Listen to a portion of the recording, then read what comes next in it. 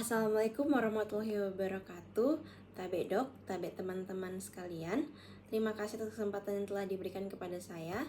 Saya izin memperkenalkan diri. Perkenalkan, nama saya Ewangelia Orelta Samara Pasambe dengan NIM C0112510118. Dan pada kesempatan kali ini saya akan mempresentasikan jurnal yang saya buat dengan judul Pengaruh Konsumsi Kafein Terhadap Kualitas dan Kuantitas Tidur. Jurnal ini merupakan kajian literatur yang membahas bagaimana kafein memengaruhi pola tidur manusia. Kita masuk ke dalam pendahuluan. Tidur merupakan fungsi biologis yang penting untuk menjaga kesehatan fisik, mental, dan kognitif melalui proses pemulihan tubuh dan konsolidasi memori. Gaya hidup modern yang penuh tuntutan dan paparan teknologi itu menurunkan kualitas tidur, sehingga di sini banyak kafein yang digunakan untuk meningkatkan kewaspadaan dan untuk tetap fokus. Namun, kafein itu dapat mengganggu tidur dengan memblokir reseptor adenosin dan memicu siklus kurang tidur yang berulang.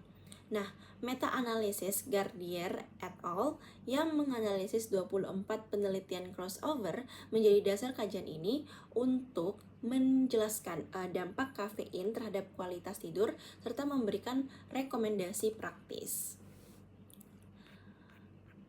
Penelitian ini menggunakan metode kajian literatur berbasis meta-analisis atau meta-analisis dengan 24 studi crossover pada orang dewasa sehat. Parameter yang dianalisis itu yang pertama total sleep time atau durasi tidur total, kemudian sleep onset latency atau waktu yang dibutuhkan untuk tertidur, kemudian ada wake after sleep onset atau frekuensi terbangun, dan sleep efficiency atau efisiensi tidur.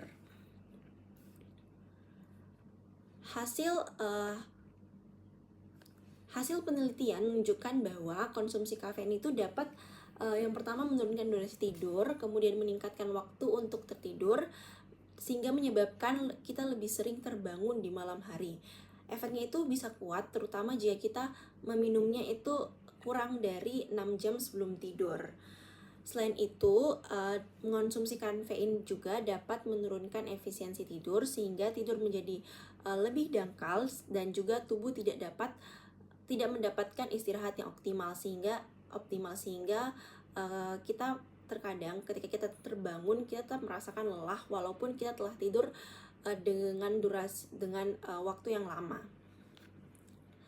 Nah, tidak hanya itu, kualitas kafein juga mengubah struktur tidur, seperti tahap tidur paling ringan meningkat, kemudian tahap tidur paling dalam itu berkurang. Tidur REM itu tidak terlalu berpengaruh, tetapi siklus tidur itu secara keseluruhan menjadi tidak stabil.